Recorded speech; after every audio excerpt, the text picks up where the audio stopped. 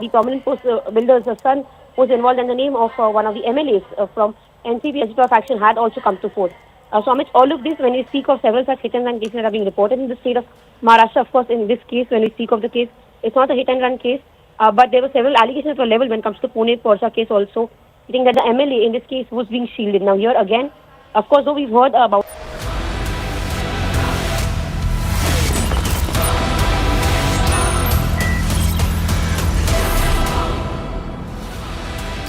Viewers, sitting in America, Rahul Gandhi is seeing divisions everywhere in Indian society. The Congress scion who never fails to play on the insecurities of Muslim minorities has now widened his canvas to include the Sikhs. Rahul Gandhi said that the Congress was committed to fighting the RSS BJP ideology that he claimed was built on excluding other Indians. To illustrate further, Rahul Gandhi said, and I quote, "The fight in India is about whether a Sikh is going to be allowed to wear a turban, whether a Sikh will be allowed to wear a kada or go to the Gurdwara. That's what the fight is about.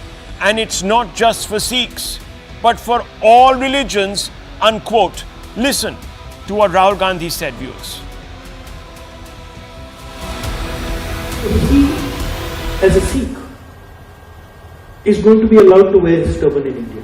Or he, as a Sikh, is going to be allowed to wear a kada in India. Or he, as a Sikh, is going to be able to go to a Gurdwara. That's what the fight is about. And not just for him, for all religions. Viewers, Rahul Gandhi is the leader of India's opposition. He's the LOP because it is a pivotal constitutional office. He is doubly obliged to be responsible and factual when speaking in public. Baselessly claiming that Sikhs are under siege in India, the victims of some sort of xenophobia perpetrated by the government, is to callously sow the winds of disaffection which will only fuel the whirlwind of separatism. Look around you, viewers. Do you see Sikhs hiding their kadas? Do you see them being persecuted on the streets because they wear their turbans? India doesn't need to see a repeat of the bloodletting of the 1980s and 1990s in Punjab, fueled by Congress vote bank politics. A charge that the Congress can't disassociate from, especially as it gave Khalistan sympathizer, the late Sidhu Moosewala, a ticket to contest for the last assembly elections. One could have given Rahul Gandhi the benefit of doubt had he been talking about Muslims. There have undoubtedly been hate crimes against the community, but to drag the Sikhs into the same boat without a shred of evidence to back his claims is unforgivable. Here are some hard facts, friends. First, about 77% of total Sikh population in India lives in the state of Punjab. This makes Sikhism the majority religion in Punjab, in that state, where it is practiced by 16 million people, or 57.7% of the population. In other words, the Sikhs have numerical superiority to assert themselves unconditionally. And they do. For instance, despite India being a secular republic, Punjab is the only state in India with a defined blasphemy law. It was passed as an assurance to Sikhs that their religion would be protected in India. Interestingly, the Congress Chief Minister, Captain Amrinder Singh, who managed to expand the law's scope in 2018, ended up joining the BJP. It stands to reason that Captain Amrinder Singh, a war veteran, a proud Sikh, and an one-time Gandhi family loyalist, wouldn't have joined the BJP had the latter been viewed as anti-Sikh. Third, Sikhism is part and parcel of Bharat's dharmic socio-religious fabric. Being dharmic traditions, Sanatana and Sikhism are intertwined, sharing similar customs. The Sikh holy book, the Guru Granth Sahib, makes references to Hindu gods and goddesses from the Bhakti movement, such as Vishnu, Shiva, Brahma, Parvati, Lakshmi, Saraswati, Rama, and Krishna. The bond is civilizational and unbreakable. Let's not forget this bond is important to Sikhs too. Thousands of Sikhs fought the Khalistani separatists. Have we forgotten? Many were martyred, lined up and shot dead on the threshold of their village homes, pulled out of buses. They martyred themselves unthinkingly to preserve the unity of India. They serve on our front lines.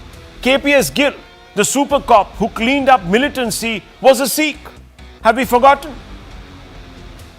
Did he not proudly wear his turban and his kada and twirl his moustache?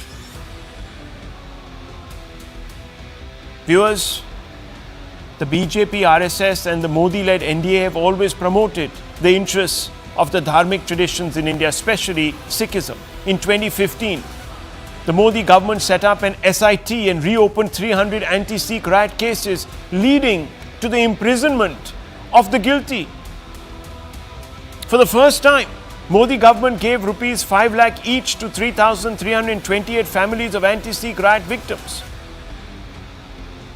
The Modi government constructed the Kartarpur Sahib corridor, providing facilities for Sikh pilgrims to travel to Pakistan. Modi government opened the way to give citizenship under the CAA to Sikhs who were tortured, persecuted in neighboring countries like Pakistan, Afghanistan and Bangladesh. The Modi government made Sultanpur Lodhi the first Karam Bhumi of Guru Nanak Sahib, a state-of-the-art smart city. FCRA registration granted to Sri Harminder Sahib.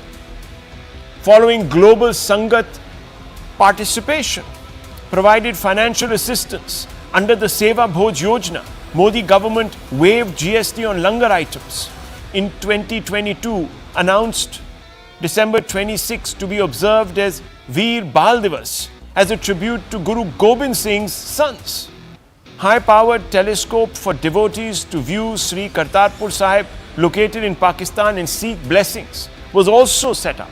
National Institute of Interfaith Studies set up at Guru Nanak Dev University, Amritsar, to promote brotherhood and diversity.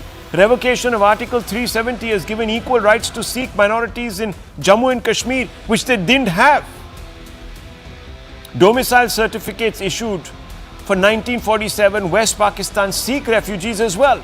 That was never given to them. 3 copies of Guru Granth Sahib flown in from Afghanistan after the Taliban takeover. Ministry of Tourism sanctioned the development of Anandpur Sahib, Fatehgarh Sahib, Chamkaur Sahib, Firozpur, Amritsar, Khatkar Kalan, Kalanor, Patiala Heritage Circuit under the Swadesh Darshan scheme.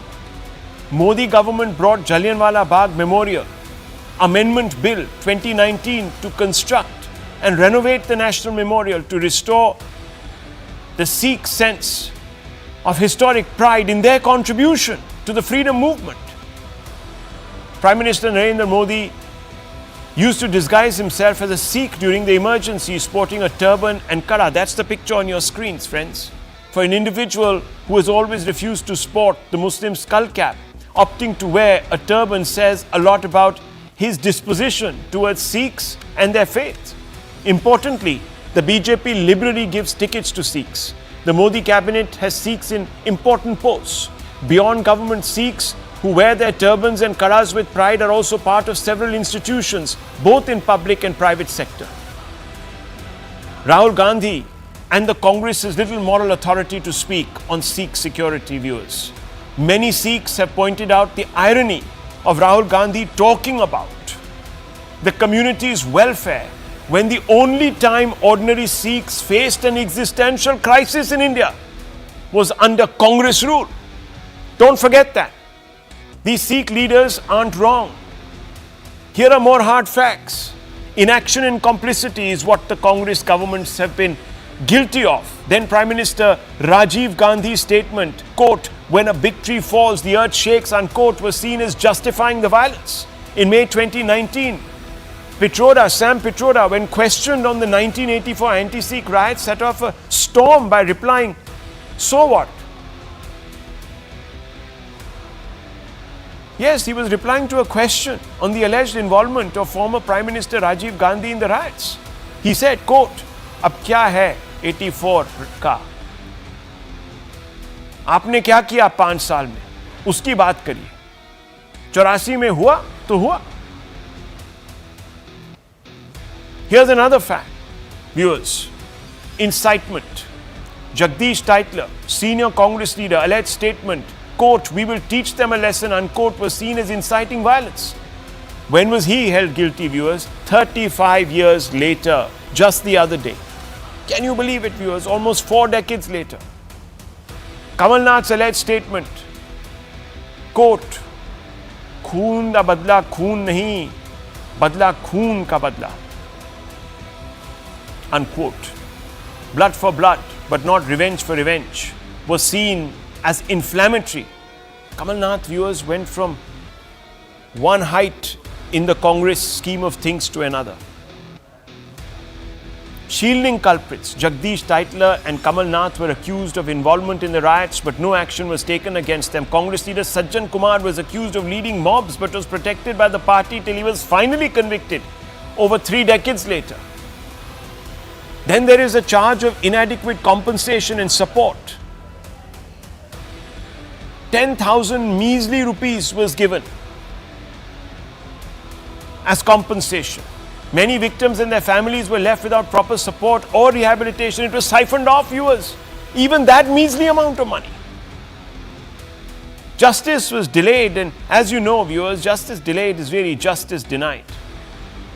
The Nanavati Commission, set up in 2000, took 5 years to submit its report. Many cases were delayed, and some accused were acquitted over lack of evidence. We all know the facts, viewers. There's been no accountability. The Congress party has never collectively acknowledged its own role in the riots. No senior leader has been held accountable for the cover-up, let alone the violence. It isn't just that the Congress has no moral right to talk about Sikh welfare, but Rahul Gandhi's baseless fear-mongering also plays into the hands of Pakistan and the United States. Pakistan, that once bankrolled Khalistani separatism, has been trying to revive the movement in Punjab. It has nurtured Khalistani terror groups on its soil and looks back into the state whenever the opportunity presents itself. Bhindranwale wannabe Amritpal Singh, who has been jailed under UAPA, is a case in point. The United States harbors Sikh extremists buying into their false prosecution narrative. Rahul Gandhi's remarks gave these separatists cover to continue to claim victimhood. The US State Department could very well turn around tomorrow and point to Rahul Gandhi's remarks to dismiss Delhi's claims that the Khalistani separatists should be handed over to India as they are mere Pak proxies sponsored to break the Indian state. Viewers, Rahul Gandhi's political scorched earth politics is a zero-sum game. It might in the short term win the Congress a few votes. I don't know from whom, but it might. But it will cost the country dear. Let's open this up, viewers. I gave you a long, very long introduction to set this up, to break this down. And I want to bring in Jaiban Singh, the Chief National Spokesperson of the Bharatiya Janata Party this evening. So Jaiban Singh, how do you view these remarks by Rahul Gandhi today? Are Sikhs scared of wearing their turbans and their karas in public in our country, sir? Thank you very much. You have given a very nice prelude to the complete thing. I would just say that since I stay in Punjab and I've already sat down in a couple of debates on the subject, the people of Punjab, especially the Sikhs, are very shocked and deeply hurt by the statement made by the leader of opposition at the national level. They feel that the leader, he really does not know that no power on earth can play around with Sikh sentiments and Sikh traditions and Sikh Rahat Maryada, especially when it deals with our holy Sri Guru Granth Sahib and our Gurudwaras. It is very obvious that he knows little about Punjab and even less about the Sikhs. And after perpetuating extreme atrocity and genocide on the Sikhs, the Congress and especially Rahul Gandhi have no moral right to comment on our religion or on our affairs. Rahul Gandhi could have chosen 100 other methods and means to put across his point, whatever he wanted to say over there. And the arrogance with which he spoke to the Sikh youth from where all this started is deeply humiliating and embarrassing for us. So overall, in continuation of what you have told, I think what Rahul Gandhi has done is absolutely condemnable. Bhai Baldeep Singh ji, where do you step in on this? Good to see you, Rahul. Good to see Me you, wonders certainly. which God bless. India is Rahul Gandhi traumatizing about. Hindus, Muslims, Christians, Jews, and others are comfortable wearing their articles of faith because of the protective embrace of the Gursikh Panth. I think he's seeing the picture somewhere else. I have no liking for the khaki that the RSS wears, on a light note. But aren't very many RSS members from Punjab worried about mass conversion of innocent Sikh villages, especially from underserved communities to Christianity? Talking of which God is greater, aren't the Christian missionaries in Punjab preaching to the innocent Sikhs that the martyrdom of Sahib Sri Guru Arjan Dev and Sahib Sri Guru Tegh Bahadur, the Rakshak of the Hindu Tilak, Janeu and Puja, their martyrdoms are lesser than that of Christ. This is what is being taught. If Rahul Gandhi is worried about Sikhs losing their articles of faith, he is to see what is happening in Punjab, where some people are cutting the kirpan gatras and taking the turbans off from the Sikh Panth. I mean, it is so pitiful to hear him patronizing a brother, Sikh brother with a turban. I mean, come on. That as if he's worrying about the Sikhs. Sikhs, as Gandhiji said, that I'm not a fan, I'm from the uncolonized India. I represent a different memory line. He said the Sikhs need no protection. They have the Kripan, the coming of grace endowed by Guru Har Gobind, by Guru Gobind Singh Maharaj, and they carry the Siksha of Bhagat Kabir, who says, Gagan damama bajyo, pareo nisane ghao, खेत जो मांडे हो सूरमा अब जूझन को दाओ सूरा सो पहचानी है जो लड़े दीन के हित पुरजा पुरजा कटी मरे कभू न छाड़े खेत. This is written on the DNA of the Guru Khalsa. I mean, Rahul, I would like to assure you, you need not worry about the Gursikh Panth or the Gursikh articles of faith. Talking of languages, what did Nehru and his legacy dividing India on linguistic basis? Guru Granth Sahib is 24 languages, 120 dialects. What is he talking about? In a single binding, in a script. If you go to the Nanak Mats in Bihar, UP, Bengal, you will find Balmiki Ramayans and others written in Gurmukhi script. Guru Nanak empowered Vidya like that, those who had been disenfranchised. I mean, there's some people who shouldn't be talking about religious articles of faith, etc., or languages until they've had a briefing on the idea of civilization that our Watan is, that our civilization is thriving to thousands of years, from the Vedas, Puranas, to the Gurbani, to the Sufi Kalams. I mean, come on, Rahul. Well, so you I mean, made not you, Rahul. No, I understand. So you made my hair stand on end. We are all bound so closely in a large, including my family. Some of the eldest sons were always given to the Sikh faith. So, this is, it's a sad moment actually tonight. I don't know how to react actually. And Rahul, it is something so intimate that you've just shared. You know who's the eldest child of the family? Yes. The waris of the family. Yeah. I mean, people forget that intimacy. They are the waris, they are the caretakers, the protectors of the family, and they are being endowed with the kripan of Guru Har Gobind Maharaj. Guru Tegh Bahadur Sahib, who's Baba Tyagmal, but who's endowed the title, the brave with the sword. Ji. Guru Gobind Singh Maharaj, their sword is given. It is their turban which is given. Ji, sir. Come on. Ji, I know. I mean, let me just, I look, Mr. Nikul Patel, usually you get very sort of combative. Sushant Sareen is also here. Before I come to you, sir, I don't really want to make this so political. So do forgive me. I just want to bring in Sushant Sareen, Abhijit Iyer Mitra. Both of these gentlemen are here.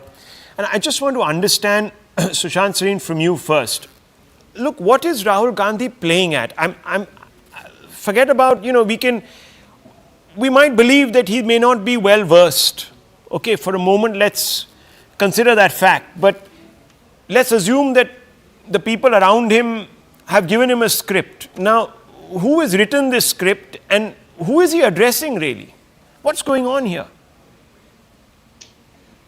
Look, Rahul, number one is it's a factual mistake which he's making. Actually, despite all the social tensions in India, even the Muslims are free to practice their faith. I don't think there's been any hindrance or obstruction on the Muslims being able to practice their faith. Nobody stops them from going to a mosque. Nobody stops them from doing Ramzan. Nobody stops them from doing anything. So to imagine that a Sikh who is like, at least for somebody who's from Punjab like I am, we never see any difference between the Sikh and the Hindu. We consider it part of the same tradition. To expect that somebody like a Sikh would not be allowed to wear a turban, would not be allowed to wear kada, you've got to be completely off your mind to suggest something like this in a country like India. Okay, maybe if he was talking about Pakistan, I could understand. Secondly, yes, there is a problem of conversion which is taking place in Punjab. And yes, it's not just the Hindu community in Punjab, but the Sikh community itself. In fact, the well-endowed among the Sikhs who don't seem to be bothered by it.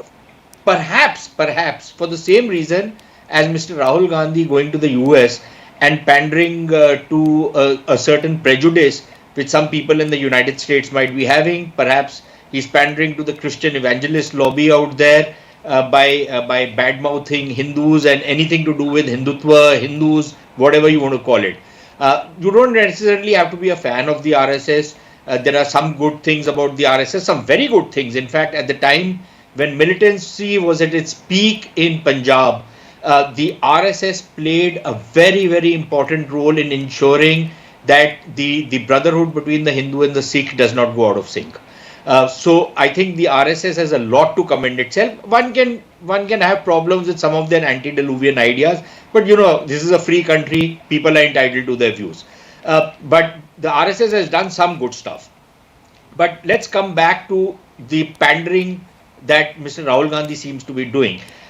Look, I think there are two factors to it, and maybe this is just my analysis. One is that there is this constituency in the West, very powerful, very liberal, very woke, very interfering in other countries' affairs. We've seen some of it in Bangladesh, where it's okay if you are a stark, raving, lunatic Islamist and you get released from jail despite association with Al-Qaeda. That's perfectly fine. That's the building of a new Bangladesh.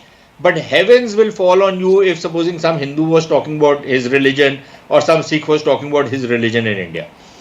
So one is that constituency in the West, which he seems to be pandering to. And second, and which is quite allergic to what India has right now, the current dispensation in India. And I think the second problem with him is that he actually thinks that this divide and rule policy actually pays electoral dividend. I think the lesson probably that he has taken from the 2024 elections is that the more you incite people on matters of caste, on matters of community, or the more scaremongering you do that the constitution will be finished, that everybody's rights will be taken away, right, that the Brahmins will rule and all Dalits will be consigned to I don't know what, right, purgatory. The more you do this kind of a thing, the better your chances of winning an election. I personally think that it might give some yield, some dividends in the short term. But this is precisely the kind of calculation which Mrs. Gandhi, who had again many things to commend her, precisely the kind of mistake she made. For example, in Punjab, when she tried to sow divisions in Punjab, when she tried to raise, the Khalistani element or the radical element to queer the pitch for the Akalis. It was a political game which went out of hand. Okay. So I would strongly counsel Mr. Gandhi that he needs to step back, take and not listen to some of the kind of characters who seem to be advising him. well, There is a if it's the Hua to Hua gang, then God help him. But nonetheless, let me bring in Abhijit Mitra here. Abhijit Iyer, there's also a Congress statement which we'll pull out on the screens on the right while I speak to you. What do you make of this? The Congress is now reacting to this controversy and says, and I quote, BJP is once again edited and run a video of Rahul Gandhi and linked it to the Sikhs. Rahul Gandhi had talked about giving equal rights to everyone irrespective of their caste or religion. Remember, this country has already given a befitting reply to BJP's hatred and lies against Rahul, unquote. This is what they are saying. They're sort of trying to now suggest that look, the Congress party put out the complete unedited speech, which I have heard. And I think it's pretty clear as day what he was saying there. There's no editing, except I can't speak for the BJP, but what we heard and what we played out is what you got. So, Mr. Iyer Mitra, what do you make of this? And Mr. Nakul Patel is also there with us. Nikul Patel.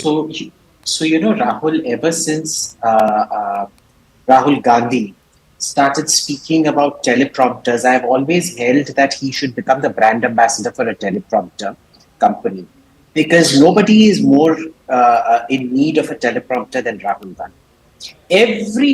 Every single time he has gone abroad, he makes these outrageous statements which come back to bite him, and then the Congress has to, field all its firefighters, its spokespersons, its script writers and whatnot to put out clarifications after that. The role of a leader is to make his party's life easy, not to make his party's life difficult, where they're constantly firefighting and they can't be doing campaigning and things like that. This is number one. Number two, as Sushant pointed out, the net result of 2024 has been, because his divisive rhetoric worked so well and got him 99 seats in this Lok Sabha, he has taken it home. He needs to stoke these tensions more and more and more and more. In that sense, the more accurate comparison of Rahul Gandhi is in fact to General Zia-ul Haq.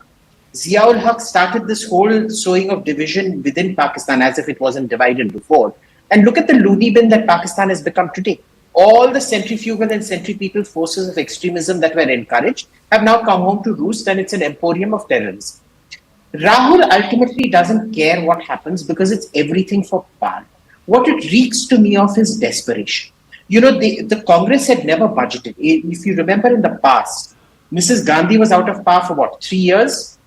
And then the Congress went out of power for another 2-3 years under Rajiv Gandhi. And then, say for another 6 years, but it was in a way where they could have manipulated things. They have never budgeted being out of power for 10 years and now most likely 15 years. This is something, they are operating in a situation they do not know. And for them, they are going to do whatever is necessary to gain power, because this is the last hurrah of a party that is on a respirator. Maybe it's not. Maybe I'll be completely wrong. Maybe Rahul Gandhi will win a triumphant victory in 2029 and become our next prime minister. But understand, when he does become that prime minister, much like Mohammad Zia-ul Haq, he will have to deal with all the hacked chickens that he has laid. Okay, let me just bring in Nikul Patel. Mr. Patel, this is the opposite of Bharat Joro. You've heard both the spokesperson of the BJP. You've also heard Bhai Baldeep Singh ji. Both of them are suggesting that this is fiction or something worse. See, Rahul, I also heard your introduction. So I would like to say, viewers, the hard facts brought by Rahul in the beginning of the show, that what Narendra Modi had done for the Sikhs, then I would like to bring one fact that Kawaljit Singh Arjana, the BJP candidate from Pihua, just don't want to contest the election because he is facing the not support from the Sikh community. Why? If BJP for Punjab and Haryana, then why this is being faced by a BJP candidate? Second, the farmers of Punjab and Haryana are protesting against the Modi government. Why it is so? That is also the hard fact. Now, coming back to Rahul Gandhi, I would like to convey to your viewers that if you listen the entire speech of Rahul Gandhi, he is saying that India is the diversity in unity. Every state has its own culture, own religious, own language, own tradition, and we respect everyone. And that is what is required.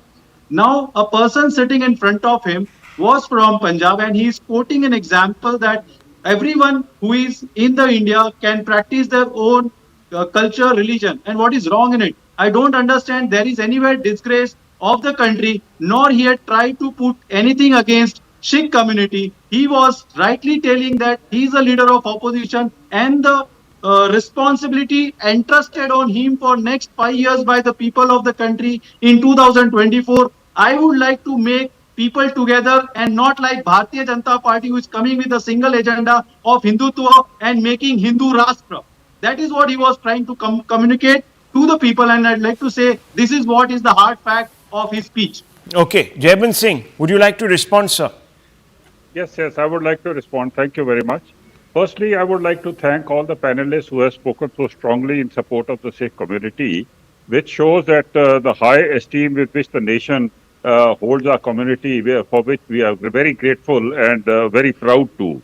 Mr. Nikol has spoken about the farmers, and he's spoken about BJP, Sikhs of BJP not contesting. I would like to tell him that in Punjab, when we fought the 13 seats, more than half of them were of Sikh candidates over here, and they fought really well. And we took our percentage from 6% to 18% as far as the vote share is concerned. Overwhelmingly in Punjab, Sikhs are supporting the BJP. Secondly, he says that you speak about the whole speech. I do not think there is any need to look at the whole speech. It is the context in which he has spoken and the arrogance with which he has spoken to that young boy, that Sikh boy, which shows once again what I said earlier, what little he knows about Punjab. And the manner in which he has spoken about Guru Granth Sahib, I think it is blasphemy. It is the breaking of the Maryada. And the least that Rahul Gandhi can do now is to apologize to the Sikh community. And we are very sure that under Congress, the Sikhs will not be very safe in Punjab. About that, there is no doubt, considering the mindset with which their tallest leaders are approaching us and talking about us.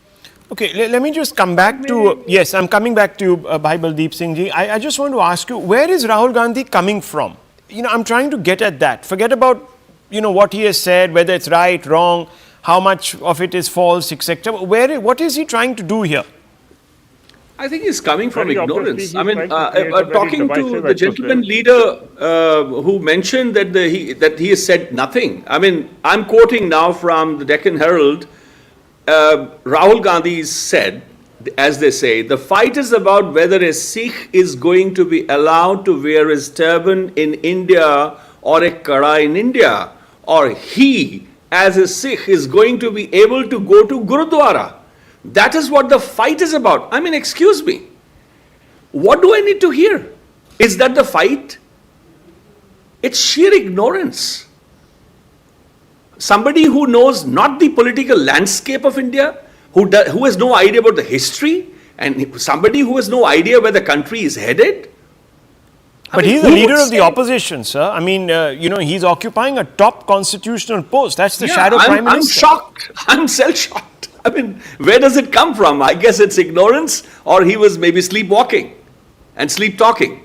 Okay, well, can we be, someone occupying such a sensitive post, Sushant Singh, No. can we sort of just pin it to ignorance, or is there a design here? Rahul, I think what can be ascribed to malice should not be ascribed to ignorance. And why I say that you can ascribe this to pure malice is, look, we just saw what happened in Afghanistan. Ji. What happened to the Sikhs out there? Where did they come? Did they go to Pakistan? Did they go anywhere? Maybe some of them went to Canada who had relatives out there. But where were the Swarups brought? And where were they brought with all the deference which is due to them? To India, right? And you are saying that the Sikh community is not going to be allowed to go to their gurdwaras or the Guru Granth Sahib is not going to be safe in India, the turban is not going to be safe in India, the kada is not going to be safe in India. Are you saying that? And what is the kind of message you are trying to deliver in a Western country where the radical element is being sponsored by the deep states in some of those countries, which is being allowed to run amok, right? And the Pakistanis are involved in it and all kinds of other things. I don't want the debate to be derailed. So I disagree with my friend Abhijit to the extent that he's talking about Muhammad Ziaul Haq, but before Ziaul Haq there was another man called Muhammad Ali Jinnah, who said, I will either divide India or destroy it. In this case, it is either I will rule India or divide it and destroy it. I can't understand why a party which was the natural party of governance, which was the party which kind of, manner of speaking, spearheaded the freedom movement, is now peddling this kind of a narrative about India, outside India, and what purpose it serves. I don't see what purpose it serves. And very clearly it is being done by design. Maybe it's an ideological bug, but it quite clearly looks like it is being done by design. And I don't see how it is going to yield any long-term dividends. Okay. Bhai Baldeep Singh, you were raising your hand before I move on. Yes, sir. Just my little disagreement. I still think it's ignorance. Okay. it's malice. Well, I mean, come on. I mean, this okay. I mean, I'm on a light note. I'm with it. There has to be ignorance. Rahul, okay, well, I just hope it is. I just hope it is, because that, yes, Punjab BJP spokesperson. Ignorance is worse than malice. No, Yeah, Rahul, Mr. I Jaimal don't Singh think wants to it come is- in. I don't think it is ignorance. Okay. It is a statement which has been made with a lot of thought, and this shows the mindset that this family and the Congress party has towards the Sikhs, for which reason I have made a statement that the Sikhs were never secure under Congress rule, and they never will be. It is very obvious now. Well, let me It tell is you, not viewers, ignorance. the other day, I was in a park in the capital, and what I saw around me were refugees from Afghanistan, were refugees from Kyrgyzstan, Kazakhstan. There were refugees, viewers, even the Rohingyas want to come to India because they feel secure. Much more secure than they were in fact, their own countries, viewers. The Parsis are here. They are not catching a flight to leave. UAE Muslims working in the UAE, they always come back like homing pigeons to this country, viewers. If it was so bad, they would perhaps set down roots or go somewhere else, further afield. It's not as if it's not happened in the past, viewers. India is an open country. It's a beautiful democracy. Everyone has a vote and everyone has a voice. And it is our responsibility to exercise both the voice and the vote responsibly, my friends. Otherwise, we'll end up like America. And you see what's happening there. Let's move on, viewers, because when we are talking about statements, there are some that come from experience. And it's a startling admission that has left the Congress red-faced today. Former UPA-era Union Home Minister Sushil Kumar Shinde has revealed he was scared while visiting Lal Chowk in Jammu and Kashmir during his ministerial stint. Can you imagine, viewers? A home minister who travels with a huge security bandobast, second only to the Prime Minister, was scared of going to Lal Chowk. Shinde recalled his visit to the valley in 2012 when he was at the apex of his power as Union Home Minister, and he says, quote, "Before I became the Home Minister, I visited him." He's talking about educationist Vijay Dhar. "I used to ask him for advice. He advised me to not roam around, but to visit Lal Chowk in Srinagar, meeting people and go around the Dal Lake. That advice gave me publicity, and people thought that here is a Home Minister who goes there without any fear. Lekin मेरी फट्टी थी, वो किसको बताऊं?" These are not my words. These are his words, as casual as they are. Translating them into English, he says, Yes, it gave me great publicity, but who do I tell that I was scared?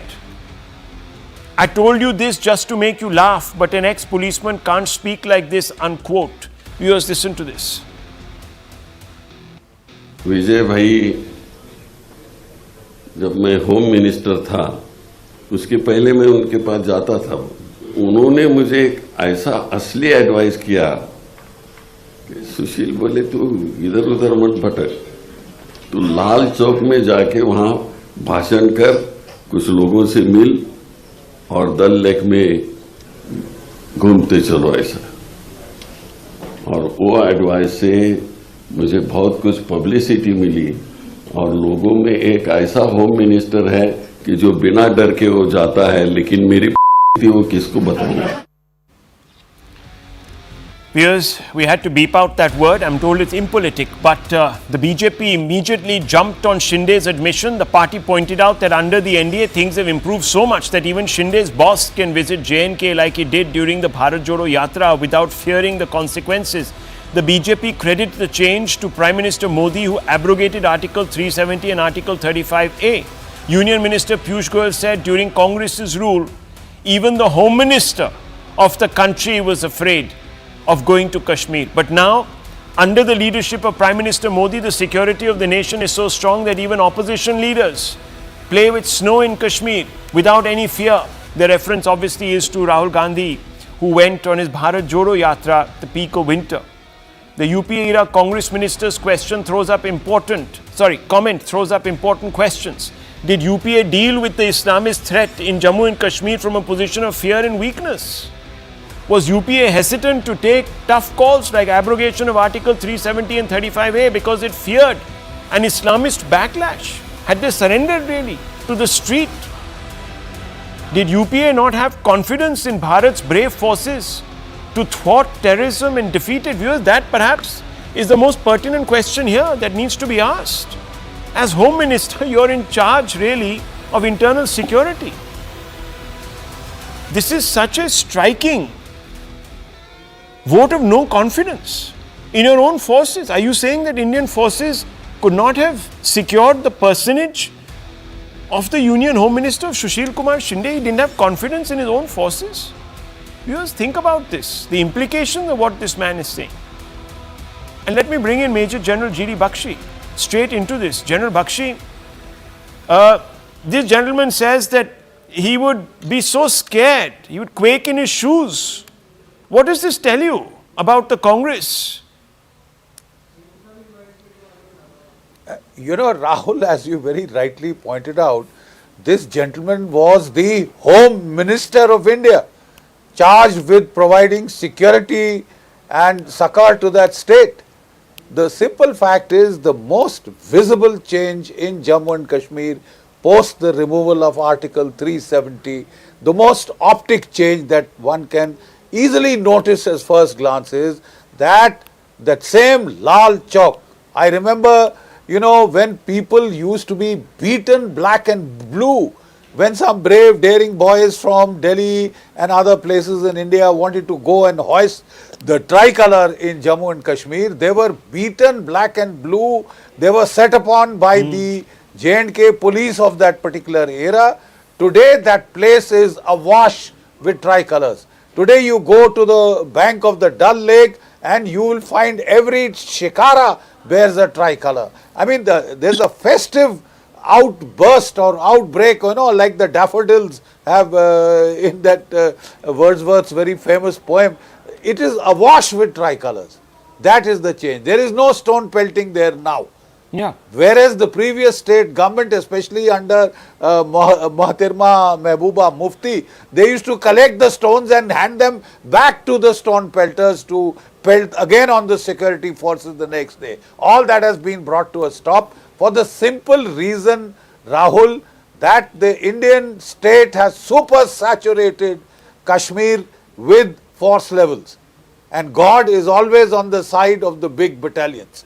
Unfortunately, we ignored the area south of the Pir Panjals. We created needless gaps for which we've had to now suffer and Russian troops. So we created a vacuum which Pakistan is desperately trying to fill. Well- but the fact of the matter is 370 has ushered in a visible, palpable change. Right.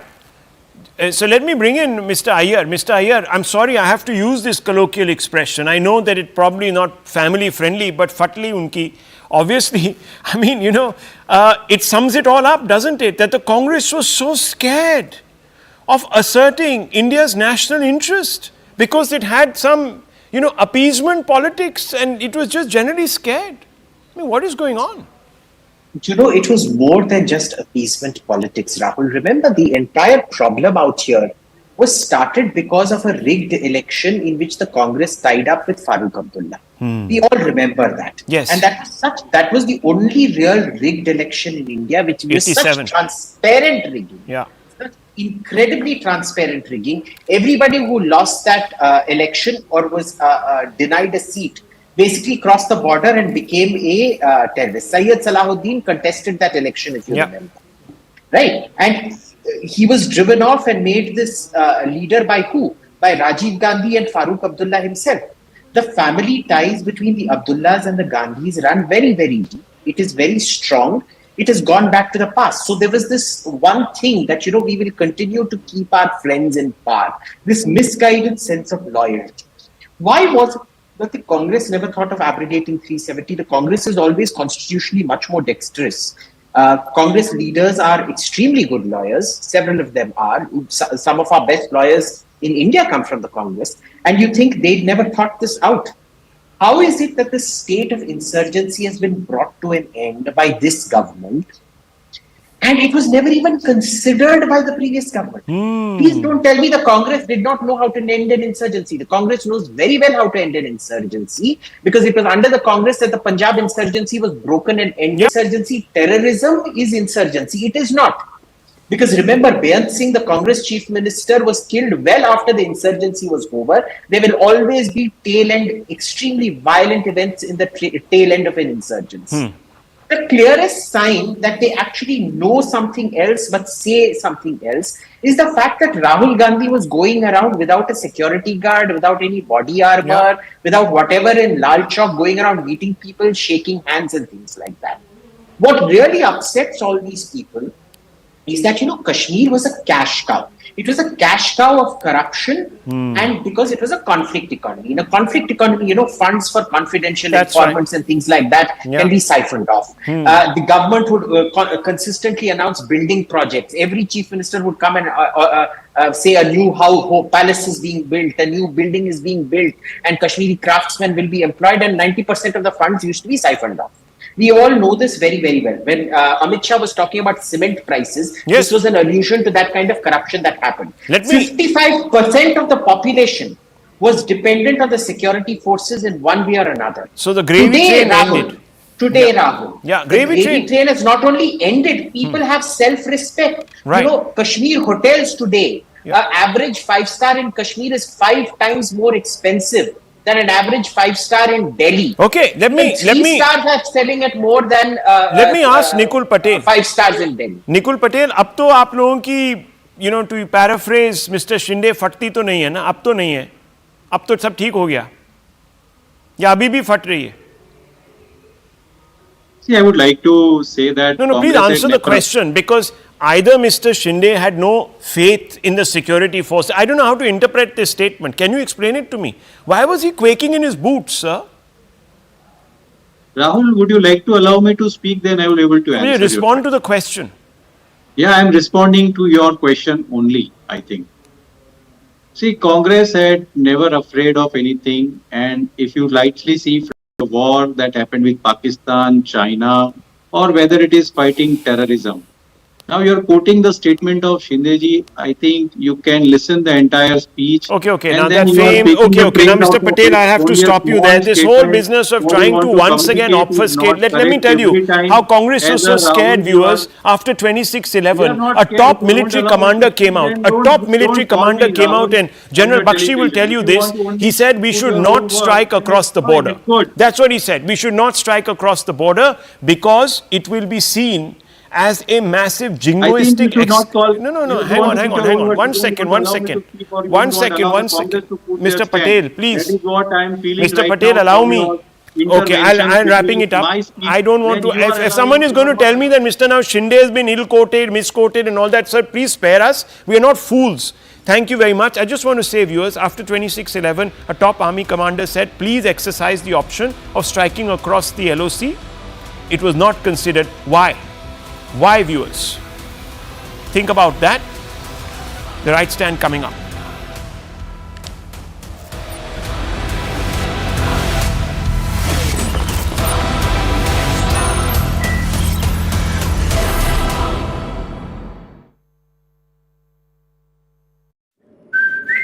There will be no involvement, or there will be no political pressure, undue pressure that will be put on the police machinery. In fact, that a proper course of investigation would be followed. But questions here, of course, are being raised by the opposition leaders, be it Priyanka Chaturvedi or be it other opposition leaders, right from Congress to, in fact, even Shiv Sena Uddhav Bharat Thackeray faction.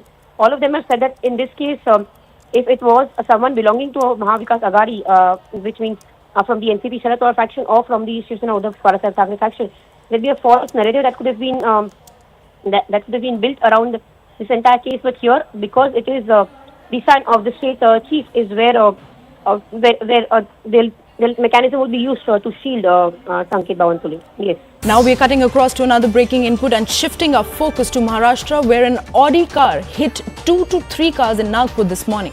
Now, investigation revealed that the Audi car was in the name of the son of Maharashtra's BJP president, Sanket Bhawanpule, and police have seized the Audi car and has detained the 2 people. Now, these are the latest inputs that we are getting from the ground, where an Audi car has hit 2 to 3 cars in Nagpur this morning, and investigations revealed that the Audi car was owned or in the name of the son of Maharashtra BJP's president, Sanket Bhawanpule. Police have already seized the Audi car and has detained 2 people. As you guys can all, as you all viewers can see on your TV screens, we are presenting the visuals. Let's take a look at some of the reactions we are getting on this report. रात की घटना है, centre point hotel के सामने ये घटना हुई है।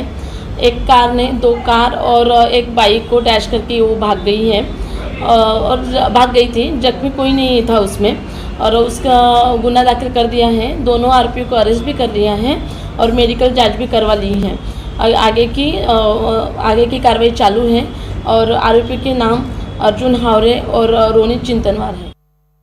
माझ्या मुलाच्या नावाने ती गाडी आहे आणि पोलिसांनी पूर्ण चौकशी केली पाहिजे, कोणालाही वेगळा न्याय लावू नये आणि पोलीस इन्क्वायरीमध्ये जे जे दोषी असतील त्यावर ती कारवाई केली पाहिजे।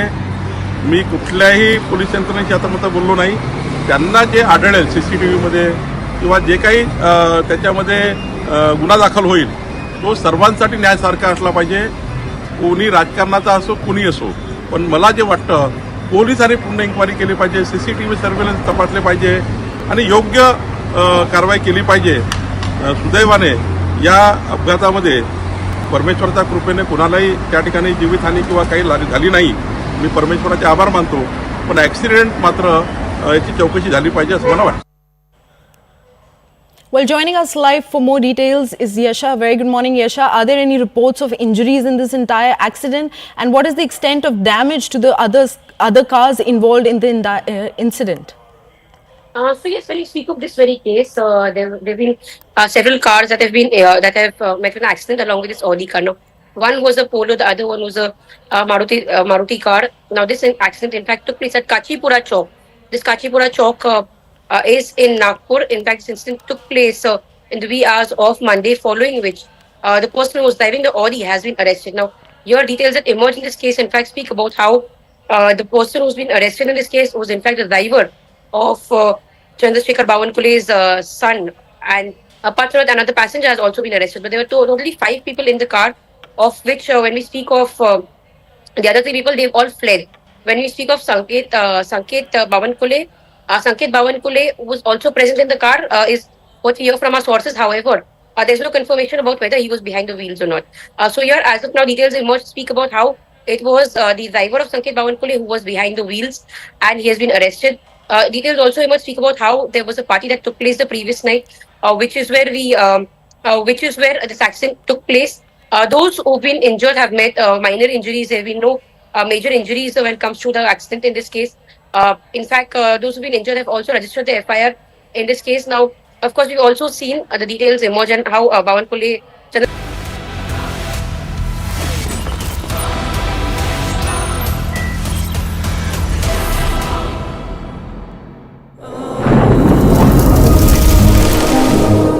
Climate change is on our doorstep. It's time for a revolution to take root. And it starts with 1.4 billion Indians. It starts with one tree. One tree for humanity. One tree for Mother Earth. One tree for our future. Project One Tree, a News 18 network initiative.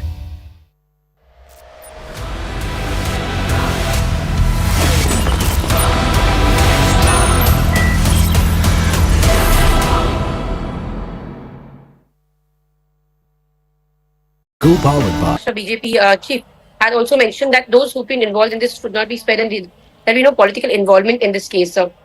But here, of course, there were 5 people that were present in the car is something that has come out come out as far as the details in the case are concerned.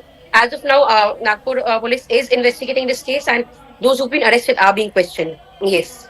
Right, Yasha. Well, you rightly pointed out that the investigation is ongoing and there is an FIR that has been registered. But can you take us through what are the charges against the detained individuals in which they have been detained first? And what is the next step in the investigation that we're looking at this point of time? So if I speak of the next step in this investigation, those who've been charged have been charged under clauses of accident. Apart from that, also sustaining minor injuries to those present in the other vehicle. When it comes to the investigation in this case, CCTV footage that we in fact see on our screen is something that cops have already access to understand who was behind the wheels. Apart from the details about what happened the previous night, it's also something that cops are trying to understand and investigate in this case. Totally, like we've mentioned, there were 5 people in this case. So who were the other 3 people? Because as of now, details emerge which speak about how Sanket Bhawanpole was surely present in the car. But apart from that, the 2 people who've been arrested, one is a friend of Sanket Bhawanpole, the other one is a driver. So there are 2 people whose details is something that Nagpur police is yet to find out. So that is also something that cops are trying to understand. So this is the line of investigation as of now. Apart from CCTV footages, when we speak of those who've been arrested, their blood samples have been collected. They've also been sent for further forensic examination, and which is when it comes to these 2 people. Details on the blood sample that have been collected was in fact so light as to whether those who were present in the car had also consumed alcohol or not. Yes. Well, thank you so much, Yasha, for joining us on the broadcast. Well, Sanjay Gupta of Shiv Sena's UBT faction is joining us on the broadcast. A very good morning, Mr. Gupta. Thank you so much for speaking to CNN News 18. Well, we've just heard about this incident where Maharashtra BJP's President Sanket Bhawanpole's son is involved. What is your party's stance on this entire episode unfolding? देखिए ये अभी काफी initial stage है, आपके मुझसे reaction के लिए कहा तो मैं आ गया हूँ, लेकिन अभी बड़ी इनिशियल स्टेज है। उसमें पुलिस के डिपार्टमेंट ने इसकी इन्वेस्टिगेशन करके इस बात की जांच करने की बात तो कही है कि इसके अंदर वामन जी के बेटे थे या नहीं थे, लेकिन ये एक एक्सीडेंटल मामला है। इसमें जिस भी तरह की पुलिस की जांच सामने निकल के आएगी उसके बाद हम इस पे अपना रिएक्शन देंगे कि किस तरह की बात इस पे होनी चाहिए या नहीं होनी चाहिए। जी संजय जी, आप हमें ये बताइए कि क्योंकि एक बड़े शख्स के बेटे का नाम इन्वॉल्व है इस इंटायर इंसिडेंट में, कितना जायज़ है इस पूरे एक्सीडेंट को पॉलिटिसाइज करना? क्योंकि हमारे पास ऑलरेडी एक स्टेटमेंट आ रही है शिवसेना यूबीटी के एक और लीडर की, जिन्होंने टाइम एंड अगेन एक तो अकाउंटेबिलिटी का क्वेश्चन किया है और सिमिलर एलिगेशंस रेज किए हैं बीजेपी के काफ़ी कार्यकर्ताओं के अगेंस्ट। तो आपका इस संभव में क्या कहना है? नहीं, मैं इस इनिशियल स्टेज पर अगर किसी ने, हमारी पार्टी के किसी सदस्य ने इस पर अगर उंगली उठा करके किसी ने क्वेश्चन रेज किए इतनी इनिशियल स्टेज पर, तो मैं उससे सहमति नहीं रखता। इसकी जांच तब जिस तरह के रिएक्शंस आए उसके बाद इसमें बात आनी चाहिए, क्योंकि सिर्फ ऐसा नहीं होना चाहिए कि किसी पॉलिटिकल पार्टी के बड़े लीडर इसके अंदर शामिल है, उसके बेटे का नाम आ गया तो इसका मतलब इसको हम पॉलिटिसाइज करने लग जाएं। हकीकत को जाने बिना, पूरी हकीकत को जाने बिना, पुलिस की इन्वेस्टिगेशन होए बिना मैं इस पर किसी भी तरह के रिएक्शंस की समीक्षा नहीं करता। जी संजय जी, हमसे जुड़ने के लिए बहुत बहुत शुक्रिया. Well, that was Sanjay Gupta of Shiv Sena UBD clan, who was suggesting that the investigation is in a very initial stage for them to be commenting on this. But let's take a look at the next breaking input that we are getting on this report.